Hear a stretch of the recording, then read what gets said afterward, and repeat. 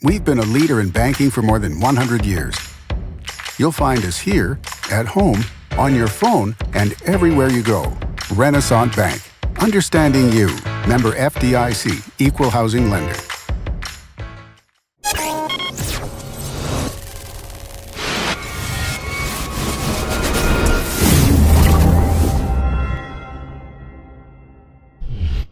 Sponsored by Renaissance Bank. Good morning and welcome to Daily Journal Newsbreak, sponsored by Renaissance Bank. Today is Friday, July 27th, and I'm your host, Elizabeth Walters. We're going to take a look at today's top news and sports stories from Northeast Mississippi, but first, let's start with your weather forecast. Today we'll have scattered showers and thunderstorms with a high of 85 and a chance of rain is about 50%.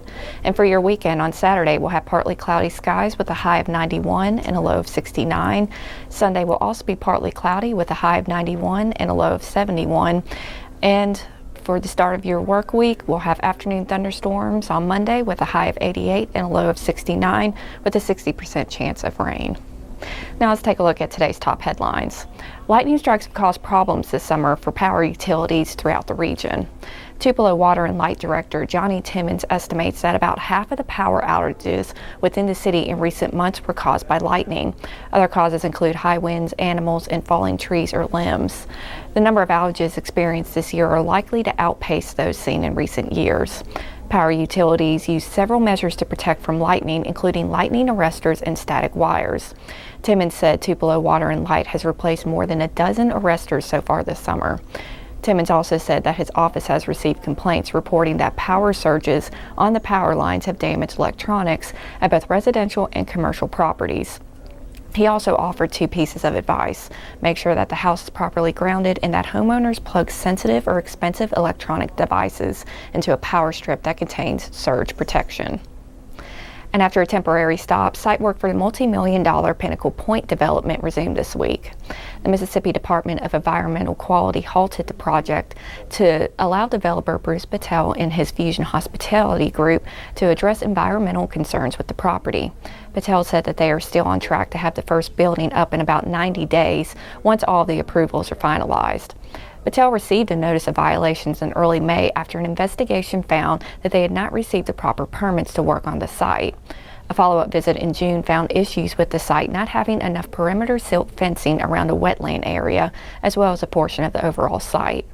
Patel said that he felt like they were doing everything right all along and will continue to make sure they are doing what they're supposed to do. Pinnacle Point is a 28-acre development that will be anchored by an assisted living community. The project got a boost earlier this week when Steak and Shake announced it was building a restaurant on one of the 2-acre parcels on the front of the property. And trending on djournal.com this morning, a hang-up between the Department of Health and the Department of Finance and Administration has left hundreds of the state's most vulnerable children without early intervention therapies. According to the story from our media partners at Mississippi Today, the children are enrolled in Mississippi's First Steps. New contracts should have taken effect July 1st, but the Department of Health still hasn't processed hundreds of contracts and has asked the program's therapists to hold off on providing services.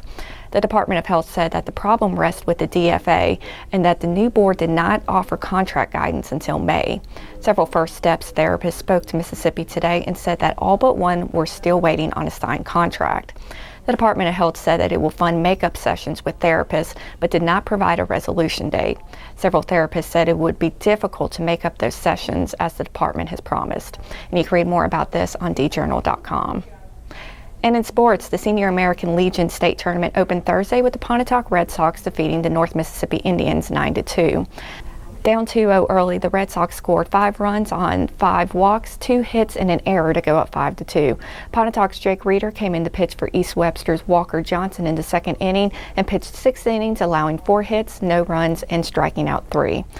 Pontotoc will take on Tupelo in the winner's bracket today at 1:30, and you can follow Dalton Middleton on Twitter for updates.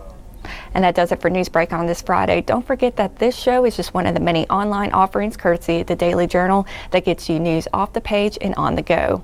Each story discussed today on Newsbreak can be found in your Daily Journal or online at djournal.com, where you can also find a new episode of Newsbreak each weekday morning. Thanks for joining us. I'm Elizabeth Walters, and have a great weekend.